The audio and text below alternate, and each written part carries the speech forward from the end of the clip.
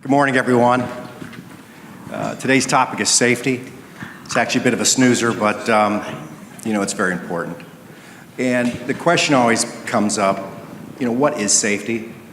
How do owners value safety? And I think this is one of the panels that I was particularly excited doing because it kind of peels away the layers of the onion to figure out what's going on in the world of safety. And unfortunately, there was an incident last week that I think we're going to end upon and just touch upon the real world circumstances and how we ensure safety, or how the various registries ensure safety. So our panel today, we have Stuart Algar, Bermuda Civil Aviation Authority, Alexandria Colindres, Registry of Aruba, Mark Leatherbarrow, San Marino Registry, and Richard Smith, Cayman Islands Registry, or Civil Aviation Authority. And so one of the things about safety,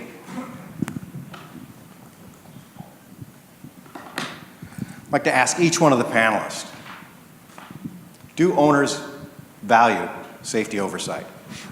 And got a couple questions up there. We'll start with you, Alexandra. In my opinion, yes, I believe the owners do value safety oversight. Of course, it's an asset for their aircraft to be safety regulated for resale values. And also, these are aircrafts that they are putting their customers in and their families in. So it's very important for them that the aircraft is safe and that they have a good operator managing their aircraft. So what is safety from your perspective? I think the most crucial aspect of safety is having really strong regulations that are easy to digest for operators and for owners, and user-friendly, and also having really knowledgeable inspectors that can kind of help guide new owners or operators. I can't stress how important it is to have like a good staff and a good inspector base that can help out our operators. Stuart, what are your thoughts on that? Well, yes, I'd agree with the previous comments, but I think overall, in this day and age, people who expect safety is a bit of a given now. The technology is inherently safe, the type design of the aircraft, and I think where we add value as registries and regulators and authorities is that we put a safety oversight system in place, an umbrella over the whole of the aviation-based side of things to make it even inherently more safe if it can be so. Thank you. Richard? Yes, and the question you have about owners' perspective on safety, owners are savvy. In most instances, they're savvy business people. They didn't get where they were if they didn't have a recognition for value, and that's what safety is. Safety is something that increases the value of their assets, and they recognize it. If they don't from the onset, as aircraft owners, they soon learn very quickly that safety is a big factor in having the aircraft operated. Mark, how about you? Clearly they value safety. They're riding around in a very expensive asset. They're flying themselves, their family, their children, and so on these aircraft. So yeah. They're going to value safety, but the question really is, how are they judging or how are they measuring that safety? And I think they will make their judgments of safety within the registry based upon the service that they're getting. Is it a personalised service? Is it a value-added service? They'll be looking at the quality. They'll be looking at the experience and the background of the inspectors, for example. And based upon those things, they're making valued judgments about whether or not the registry that they've selected for their high-priced asset is the right one, and is it a registry that's adding safety into their picture. So you mentioned that, and you touched upon a bunch of good topics there. So I guess my question for all of you then would be, what type of oversight do you provide to the owners and operators? And Mark, I'll go with you. First and foremost, we like to think we offer them a personalised service to start with. A personalised approach so that when they ring us, they can become familiar with the organisation that we have. They'll phone up the registry. They will speak probably to the same person today that they spoke to yesterday, hopefully, and when they ring up in a week's time, they'll speak to the same person again. So we like to try to make sure that we are establishing a personal relationship with these people, and that our licensing officers will then help the applicant or the entity to establish a relationship with their assigned inspector as well. And that's important, that they get the same inspector throughout the process, from their application for their C of A renewals, their AOC renewals, their export C of A, when that might come up in 2 or 3 years' time, when they're changing aeroplanes over. So it's all to do with a personalised, one-to-one service that's given to them through well-qualified and highly experienced inspectors and highly experienced licensing officers back at head office. Got it. And so, Richard, and I guess for all of you guys, how many aircraft do you have on your registry? And, you know, both San Marino and Aruba, fairly new with respect to your registry. How do you scale up the resources as you've grown quickly? So, Richard, go ahead. At this time, we have about 250 aircraft operational on the registry. That's a large combination of corporate, private operators, but we do have some commercial activity. We have an 83 business agreement with the Saudi. We have 2 airlines operating about 40 aircraft commercially in that jurisdiction. But yes, as far as ramping up resources, because, you know, obviously as your registry grow and you have safety oversight obligations globally, then you need to look at having resources in place where they can be dispatched quickly, because operators, you know, it's a niche market that we have, as I would say, the smaller registries like ourselves, your legacy registers who are more focused on large commercial air transport operations for their respective jurisdictions. But the areas that we focus on primarily business, corporate, and you can't afford to have aircraft sitting around. You know, owners want to be flying; they don't want to be pull a number and I get back to you in 2 or 3 weeks' time. So we have to provide the resources to do that. Yeah. David, just to add to that, you used the phrase scaling up your resources, and that's important. As a registry grows, and the registry I've been working for the last few years has grown by close to 100 aeroplanes, it's really important to scale up the numbers of inspectors that you have on the ground and the geographical spread that you have them over, so that you can continue to offer that high level of customer focus to the applicants that apply for a C of A. And that's the thing that the larger European authorities are getting wrong. They're losing resources. You're having to wait weeks, sometimes months, for C of A applications and export C of A's, because they just haven't. In fact, they've done the opposite. They've reduced their workforce and their inspector workforce. They haven't kept the ratio at the right level between the number of registered aeroplanes that they have and the number of inspectors they have on the ground. So if you're going to apply, if you're going to offer a high-quality service, you've got to have the right number of people. Got it. Stuart, what are your thoughts on that? Okay, so with Bermuda is the 10th largest registry in the world.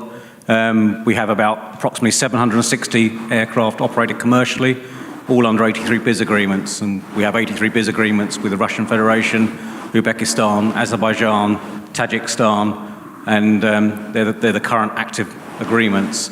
And then on the private side and the corporate aviation side, we've got 100 aircraft currently registered with Bermuda. And the scalability, is something that all registries will need to do and do, I think. And for Bermuda's example, just over 18 months or so ago, we opened up a second office. So we've got a main office in Bermuda, and we've got 4 permanent airworthiness inspectors based in Bermuda, and we've got a new UK office at Farnborough Airport, and that has 3 inspectors. But predominantly, the majority of our aircraft, the biggest risk to us, if you like, is those 750 aircraft in the Russian Federation area. So we have a dedicated office in Moscow with 7 independent inspectors all work for us and carry out the oversight, because we offer an annual C of A, so we do inspect those aircraft on an annual basis.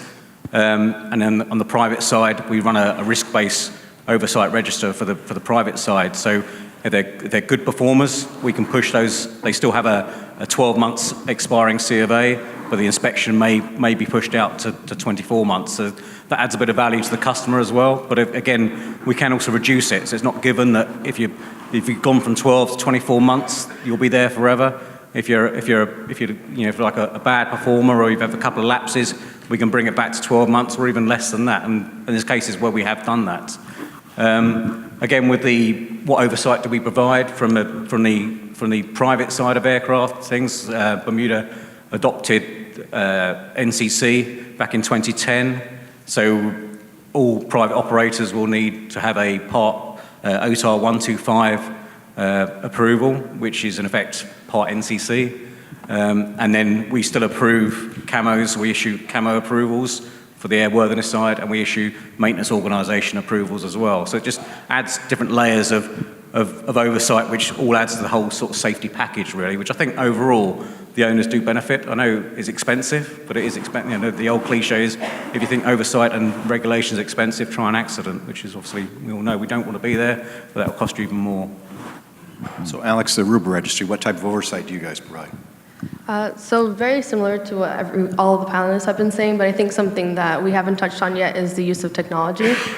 So we have a very extensive database that helps track our operators, track their certificates, their approvals, and I think without that, it would be very difficult to scale up the registry, and as well as having inspectors based all over. We're one of the highest recruiters of inspectors, so we hire inspectors that are ex-UKCAA, ex-ICAO inspectors, so we're always constantly looking for new recommendations, people straight out of the agencies to kind of bring on board. At the moment, we have around 50 inspectors based all over, both operations and airworthiness inspectors, that can easily form relationships with our clients, because it's important for them to not only be knowledgeable, but also be personable, because we're also selling a service to them. It's not just the regulatory oversight, so that the client feels comfortable speaking with them about any problems that they may have. It's developing that relationship that the client can come to you when there's an issue. Got it. So there's always a fine line between providing customer service and losing a customer because of oversight. And so Alex, I'll stick with you and kind of combine these last two questions. So what type of due diligence do you actually perform on your owners? And have you ever, and for all the registries, have you ever had to deregister an aircraft because of lack of safety or concerns? So part of the requirement to register your aircraft is we need to know who the end user of the aircraft is. So we do require for us to know who the ultimate beneficial owner is. We'll ask for a copy of the passport, some type of residential address. And we also run them through a system called VeriFilter that checks OFAC, any EU, UN sanctions lists. So we do a lot of due diligence on the owner as well as the operator. And then in regards to the deregistration of an aircraft, we haven't had to deregister an aircraft, but we have grounded aircrafts if we don't feel that they're doing the level of compliance and safety. Got it. Stuart? Again, for us, we do have, Bermuda operates a due diligence policy. So when an owner operator applies to have an aircraft registered, part of the checks that we do is with various databases we use to look at sanctions lists and any criminality checks as well. And to register an aircraft with Bermuda as well, you have to be a UK or an EU citizen or an incorporated body or part of the EAA or overseas territory or a crown dependency. So there's quite a few areas where most organisations can tick that box to be a registered owner within Bermuda. Or worst case scenario, or for the operator only, they may want to start up an incorporated company in Bermuda, but that's not always necessary anymore. So that's the sort of the due diligence side. But once the aircraft's operating, have we ever had to deregister an aircraft? I don't think we have. But the way we carry out enforcement would be to probably either to restrict the camo that's managing the aircraft, or even temporarily suspend the certificate of airworthiness. And we've got several cases where we've had to do that. So, or it could be the case where we've had enhanced oversight. So we've sent inspectors in. So not only do we have the 8 permanent Bermuda inspectors and the 7 I spoke about in Moscow, we have a pool of 27 designated inspectors, which I know a lot of us all use the same designated inspectors anyway, and they, if required, we can do enhanced surveillance and oversight of that organisation, that aircraft as well. So, yeah. Got it. Richard? Yeah, I think it's important to get it right from the onset. And yes, we do due diligence on the beneficial owner. Similar to what's been said already, and you use the standards that are normal in the financial world, the know your client type of due diligence. You want to know source of funding for the aircraft, whether it's mortgage-based, self-funding, what business the beneficial owner is involved with, where the aircraft will be based and operated. And if you get all those questions right at the onset, then having to deregister the aircraft for safety oversight violations is mitigated. So we haven't had to do that because we try to do it correctly from the get-go. Got it. Mark, due diligence and deregistration. Yeah, so important due diligence, and it's important for our registry. Getting it right first time, as Richard says, is going to offset all sorts of problems in the future if you're getting the right people on the registry. Because we want to preserve 2 things. First of all, obviously goes without saying, safety. But the other thing is the reputation of our registry. It's not a closed shop, it's open to anybody to apply, but we want to make sure that we've got the right people flying the right aeroplanes in the right way. And that starts with due diligence. So for private operators, we require them to have a domiciled representative in San Marino, and for AOC holders, they must have a registered office in San Marino. So that in itself is a control, if you like, upon the quality of the people that are applying. Our lawyers do use a group of different software suites to check up on our entities. We will only accept an entity from an OECD whitelisted person or entity. Grey list and blacklisted organisations won't be accepted for an application for a CFA. Of course, we, as individuals inside those ASCs, they're all interviewed, they're all accepted as an approved person. The camo, the ops manager, the chief pilot, the training manager inside ASCs, they're all interviewed, vetted, and assessed as being appropriate and the right person to be associated with that registered aeroplane. So due diligence, really important if you want to preserve safety and the reputation of your registry. I'm talking about, yes, controlling problems with the registration certificate. We wouldn't normally do that. It's not normally the way it's done. If you do eventually find that you're having issues with a bad player, it's usually managed through another approval, either through his AOC, which can be restricted or withdrawn, or through the certificate of airworthiness. And as long as the aeroplane is on the ground and not flying, then whether it's registered or not becomes a bit of a moot point, really. Got it, thank you. Moving on to the next one, registrations. How do registries make aviation safer? Mark, I'll stick with you, but let me add, so, you compare, say, for example, the FAA. The FAA's got a very aggressive enforcement process, but in terms of registered aircraft, there's really not that much in the terms of auditing and surveillance other than ramp checks and people telling on each other. So from your perspective, Mark, and for the entire panel, what do you do to make sure that you can ensure safety for the aircraft on your registry? Okay. Well, that's a big question. We have a fully developed. First of all, starting at the bottom, we have a fully developed and proceduralized set of requirements. They've been in place for some years now. They've been developed and altered and made effective. So.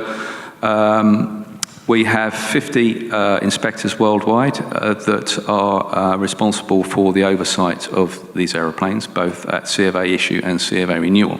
So we're doing 12-month renewals on the certificates of airworthiness, or 24 months if they're using the services of an approved camo organisation.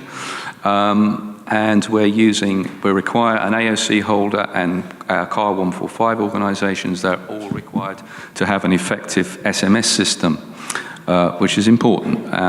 SMS is new to quite a few people, especially in the smaller AOCs and in the small maintenance organisations. So we will help them to establish an SMS, but we expect the SMS to be in place and be functioning and be effective within 12 months. So that's important if you're asking what we do. And we expect them to have quality systems in place and a quality audit program, and we expect quality audits to have been carried out by their quality manager, by their safety manager, and we come to see those every 24 months. And we're just about to start moving towards performance-based oversight for our AOC holders as well. So if they're good at what they're doing, if they're cooperative, if they're communicative, if we've had very few findings in the preceding 12 months, then we can move towards a 12 and 24-month oversight period. But it depends upon their performance. Richard, same thing for you. So under our system, of course, we have the overseas territories aviation requirements that are developed by the United Kingdom for its overseas territories. And under our system, aircraft above 2,700 kilos must have a person authorized by the authority to ensure the management and control of airworthiness. So that individual would ensure there is in place either through their own approval or through a contract with an organization to ensure continued airworthiness management throughout the time the aircraft is on the registry. In addition to that, there's a safety management system that has to be in place. That is, safety management ensures that the organization or operator is identified as someone who is capable of operating an aircraft safely. And the safety management system, encompasses a lot of aspects, as you all know, the financial and the resourcing and the technical personnel involved. And we carry out audits of the operator every 24 months, either ourselves or through a recognized organization like an ISBEO type audit to ensure the effective safety management system remains in place. So we invest heavily in safety management and ensure that all the regulatory safety requirements are met. Got it. Thank you. Stuart? Well, for Bermuda, we follow the same rule set as Cayman, so we're both using the overseas territories aviation requirements. So it's loosely based on the EASA requirements. It's more EASA based than FAA based, but it works pretty well. So, like previously mentioned, we issue Part 125, which is NCC approvals. So there's a level of oversight carried out there for the non-commercial operator. And again, it'll either be carried out by our own flight ops inspectors, or if they've got ISBEO accreditation, we'll accept that. And again, the renewal audit for that will either be 2 to 3 years, depending on their performance. So we're already operating a risk-based, performance-based oversight system already. There's certainly room for improvement. We're not as mature as some of the other authorities that are out there, but we're certainly on the right path. Again, the annual C of A inspections is especially from I'm an airworthiness background, is quite crucial to me, because you look at the end product, if you like, it gives you a good indication of what's really being done beforehand. And again, and then the approval of the continuing airworthiness maintenance organisations, because that's the key, is how well that aircraft's being managed, and particularly things like the maintenance programme. We approve maintenance programmes. So for me, the key to a Part M, a camo, is how good or bad your maintenance program is, because if you're maintaining that at the right level, if it's being reviewed, if it's covering all aspects, you're not getting maintenance overruns, you're not forever asking for extensions, it gives you a good, nice, warm, fuzzy feeling that the aircraft's being managed well. So again, if you've got a Bermuda approved maintenance organisation or a camo organisation, that's a 2-year renewal period. So we will go out and do oversight an audit of that organisation once every 2 years. And again, if there's any there's a bad actors is the word we've got up there, any bad actors in there, we'll enhance that surveillance and we'll carry out enhanced oversight. And it's something we do. We don't just talk it. There's several cases where we've gone out to different organisations, and it's not just out there to hit them with a big stick. It's to see where the issues are. And we're not consultants, but we can. It makes everybody's day a lot easier if you can actually guide organisations in the best way of, or a better approach of carrying things out. So it works quite well. So Alex, same thing. What do you guys do to ensure safety? So much like Stuart, I think the annual C of A is a really good chance for us to kind of get a snapshot of how the operator's been operating all year, and to kind of either congratulate them for doing a great job or guide them in the right direction if they've kind of fallen off. So that's a really good opportunity for our inspectors to develop these relationships with the operators, as well as having a high qualified staff that can guide newer operators as to how they should comply. I think we already have a really good system in place that when we see kind of a newer operator, we know exactly what to pinpoint them to and what inspectors would be best for their needs.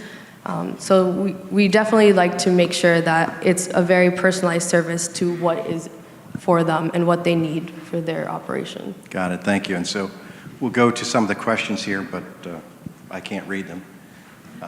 Okay. Safety to owners is just the pilots. I'm not sure they really understand behind the scenes the impact of oversight and the work it takes to get it. Richard, care to comment on that one? Read that for me again. Yeah, it's a hard one, right? Oh, yes. Safety to owners is just the pilots. I'm not sure they really understand the behind the scenes impact of oversight and the work that goes into it. Not always. I mean, you don't always have interaction with owners. You deal with the owner's representative, and of course, I'm sure the owners, whoever they've chosen to represent their interests, is keeping a tab on things. But we do get owners who get very involved in what's happening to the aircraft, and it's not just about the pilots. They understand that the aircraft has to be kept up with the airworthiness directives and whatever else compliance that's out there from a regulatory perspective. You know, ADS-B compliance is a big issue, and we find that interactions that we've had with either representative owners or owners themselves, they're quite astute to what's going on with the aircraft. So it's not just the pilots.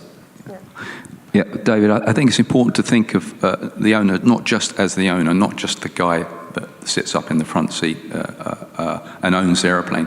You have to think of the owner as the owner and his representatives. So it's important for the registry to make sure that his representatives understand all that goes on behind the scenes, if you like, because the owner is truly only ever going to see the two pilots, the co-pilot and the captain. So that's often quite true, actually, but it's important for the registries to work with the whole of the owner's organisation, to his flight ops manager, his continued airworthiness maintenance manager, to make sure that they understand what's required of them and what the registries are doing to ensure ongoing safety of that aeroplane, and hopefully that will be transmitted back up to the owner. Got it. So the next question, it kind of touches upon what we have here in the last three questions of our slide is, do you monitor for a legal grade charter? And specifically the question is, have any of the registries here identified grade charter operation and what steps were taken? If not, are you 100% certain that you have sufficient oversight? I don't know if anybody's 100% certain of anything, but just comment on that if you could, about monitoring for legal grade charter as well as just audits. It's always going to be a difficult one. I mean, I worked for a huge civil aviation authority, and we tried very hard on a monthly basis, teams of 3-4 people at an airport like Stansted or Luton or Farnborough, trying to find this so-called grey market. It's very, very difficult. Can we be sure? No, I'm afraid we can't be sure. What are we doing about it? Well, the best thing we can do is keep our ear to the ground. If we hear of reports, usually from genuine operators operating in the same region that are pointing the finger towards a grey market aeroplane, then we will try to do something about it. But what we specifically do, it depends on the strength of the information that we're receiving. Question for all of you, and I know that in the States they have an informal complaint process. I think the National Transportation Association now has an illegal task force. Do any of you or any of the registries have a hotline or some type of way for the general public to communicate if they identify some type of illegal charter? And Mark, I'll go with you and then Richard. Not that I'm aware of in San Marino, no. We would welcome a call and we would act upon it if we felt it was genuine, and probably it would have to not be an anonymous call. We'd want some backing behind what was the information we were given, but there's nothing formal, no, but if anybody should make that call to us, we would listen, yeah. Okay. Richard. No, we're not party to such a hotline. But in many respects, the industry is self-monitoring. What you find is that the authorized operators are keeping an eye on those who are conducting business illegally, and that's normally a route that you would get reports on, and you'd act upon it. You know, whether it's in a European state, you can contact the regulators there to look into it. Now, we've had to do that. I mean, sometimes you can look at the aircraft records during your routine scheduled inspections, and you might see a suspicious activity, you know, going between two destinations frequently, or that could raise some suspicion. But I think for us, most of the information we get on gray charters come from other players in the field, authorized players in the field who's losing business to suspected gray charter operations. Okay. Stuart. Well, I think I've got no examples that we've spotted any of those issues going on, the grey charters going on, I think, but we do have a mechanism where it's two ways for us, really, is because we assign a named inspector to each approved organisation. So again, because aviation is quite a small world, everybody knows particularly what's going on. It may take a bit of time to filter through. So we've had it before where the organisations contacted their inspector and said, we think this has been happening, or this has been happening, and then we've investigated accordingly. But not only that, through our website, we've got a general info email bucket, if you like, where anybody can put anything through, and we tend to get back to you within sort of 24 to 48 hours, if not sooner. So we would take action for sure. It's a very difficult one. Can you be 100% sure it hasn't happened? No, I don't think anybody can, but I think it's all intelligence-based, really, is what we look to do. Okay, Alex. So we have an application form where you can submit anonymously any complaints or any incidents that you might have seen. Oftentimes, that's really helpful for pilots, that they don't want to be known as tattletales. So that came about by kind of asking our operators what's something that they would like to see. So we have that, and also I think many of you might know we're pretty approachable, and we have kind of strong relationships with clients, and if not clients, the industry, and they will just come up and tell us if they feel something's going on. And I think that's really important, having those relationships and the confidence that they can come up to you and tell you. And I think that's a good point for everybody out there. You may notice on the first slide, everyone's email address is there. Just saying. If you see gray charter or illegal charter, feel free to contact some of the panelists, as Alex said. We are all friends here. Okay. The last slide here, with respect to the question, just do owners understand their role? Just general topics. What are the owners' role in the process? How often do you interact with them? I think you touched upon some of that. What level of customer support do you provide? And what's the most problematic aspect of the owner in the owner interface? And just for each one of you, could just pick some of those or just discuss them generally. Well, I think it kind of depends. You have some owners that are really savvy and that are in the aviation industry that very much understand the process, and then you have some owners that are kind of clueless. In that case, you kind of have to guide them and hope that they have a really good operator that can kind of help them through the process. In my experience, I think the owner's role in the process is hiring a good technical staff that can manage their operation, and choosing the registry. Oftentimes, it's sometimes recommended to them by a lawyer or the financier, but that's pretty much their main role in the process. For the most part, we don't interact with the owners in the actual registration aspect of it. And the most problematic aspect is sometimes when you get owners that don't necessarily understand the process and don't necessarily understand sometimes that things take time. No matter how efficiently we can register the aircraft, it's not something that can be done overnight. There's certain steps that need to be in place. And that can be a little frustrating when you get an owner who's like, I want to fly tomorrow. And we're like, well, before you do that, we need to at least go and inspect your aircraft. Okay. Stuart, what are your thoughts on that? Do owners understand? I think really for me, that the third point there is what level of customer support is. We often get asked is why should we use Bermuda? Why do we use Cayman? Why do people use San Marino, Aruba? And there's many others out there as well. And it's a very competitive market.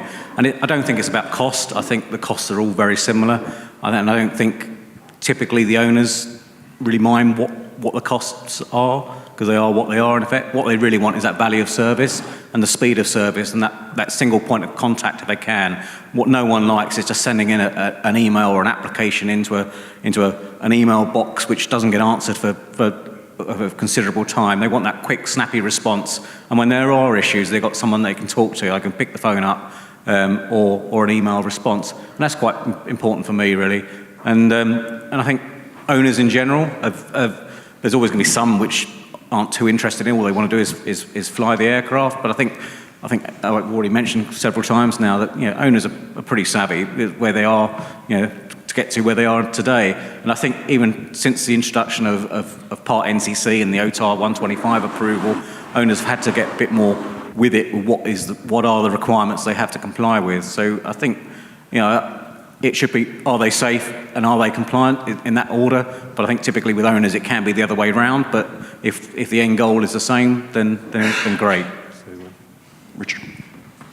Yeah, and our interaction with owners are limited, but like I said, their representatives or the operators have chosen to operate the aircraft. We do have close liaison with them on a number of issues. They're always, more than one way to skin a cat and meeting a regulatory requirement. There are options for it, so we are solution-based type approach to meeting those. Sometimes it'll surprise you on owners who are get very involved and in many respects want to have a hands-on everything that is done from the maintenance to the pilot training to everything. I mean, it's not common, but you do get those kind of owners, and it can be challenging. But you find that having effective dialogue with them, they come to understand, and it's fairly resolved fairly easily. Got it. Mark, last one. Owners understand their role in the process. Yeah. So what's the owner's role in the process? Well, for me, the important thing is to make sure that they embrace their responsibilities, and not just at the time when the inspector's there for the issue of the C of A or the renewal of the AOC, but when the inspector steps away for that 12-month period or 24-month period, that they don't just close the book, the SMS gets put back up on the shelf, the quality system is no attention is paid to it, so that they embrace their responsibilities and they do it genuinely and willingly. So that's their role in the process, and they meet the rules and regulations for the best part when we come back in 12 months' time. How often do we interact? Well, at inception, of course, when the AOC is applied for and we're doing our first inspections, at the C of A renewals at 12 months and 24 months, and this is the points at which we can gauge whether they're meeting their responsibilities or not. Level of customer support, as we've said, we do try to provide a personalised service so that they've got our emails, they've got our telephone numbers of their assigned inspectors, and they're welcome to ring up and ask for advice at any time. And once if you make sure you've established that process with your operator or with your owner, you're going to make sure that your owners better understand their role. And finally, for me, it's important to have a good and accessible and easy to navigate website. And for San Marino, we do have that. All the rules and regulations are on there. All the application forms are on there. Lots of advice and guidance, telephone and contact numbers, and they're welcome to contact us and use that website at any time. Got it, thank you. And so the last issue here, staying on the Great Charter topic, you may have read about this tragic incident that happened literally last Monday. Milano Sala was flying a N-registered Piper, went down last week, disappeared off radar. Owner was a U.S. Citizen Trust based in Norfolk, Southern Aircraft Consultancy Trust.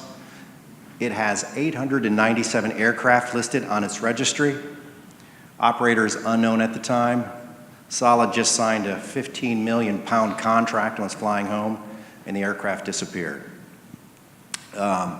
And registry, I'm pretty safe to say that the FAA does not have a FISDO based in Nantes, France. Very little oversight, I suspect, but very tragic worst case scenario. Here's the picture of the aircraft.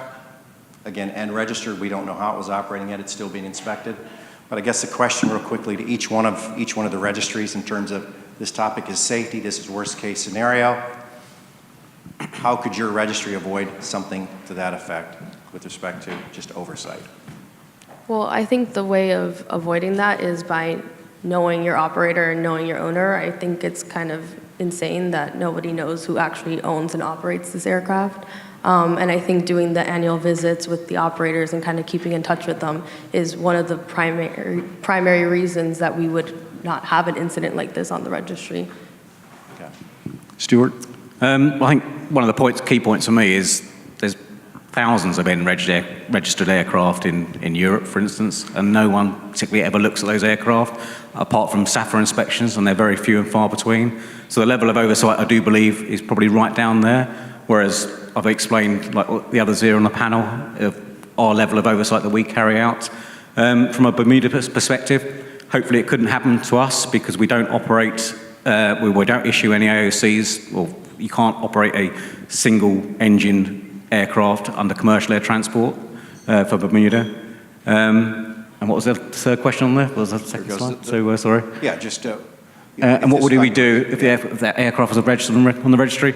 Well, I don't know. It's quite a difficult one to answer, isn't it, really? Because I don't think they would be, because like the point I just made, really, that we don't accept single-engine aircraft operating commercially. Richard? And I think this is where the robust due diligence comes in, and you get that right from the onset. You know who the operator, you know what they're, before you accept the aircraft when you register. And we could afford to do that as small registers. It's probably a lot more challenging for the large legacy registers like the FAA and some of the other larger registers. But keeping effective two-way communications with the operator by whatever tools are necessary. I mean, in our case, we have a bespoke online system where applications for all the authorizations, approvals, licenses can be made, 24/7, 365, and such approvals can then be downloaded and printed by the operator. But it also opens up other lines of communication through that system, that you know exactly at all times what's happening with the aircraft, who's flying it, and what certification it has in place. And I think that's very important. Got it. And Mark? Yeah, I think must be really cautious about what we do say about this, because we have no clue whether this was an AOC flight or not, or a commercial flight or a private flight. We just don't know that yet. What could we have done about it? Well, we've spoken a lot about, and all of us have mentioned due diligence, and I think the best defense for something like that, and it's never going to stop it could happen to any of us on any register, is good due diligence for the owner, the person that's registered it, and the person that's operating that aeroplane. What would we do about it? I think the question, do you mean what would we do about it after it's crashed or before it crashed? Well, afterwards. It's just that, and just primarily if it were on your registry after the fact. And I think you've already discussed, all of you have already discussed how to avoid it from a safety perspective, due diligence, owner oversight. Would any of you do anything with respect to, I assume you all have crisis management plans in place in the event of an accident or an incident? Yeah. Yeah, okay. Questions, anybody? Questions from the audience? Out of time.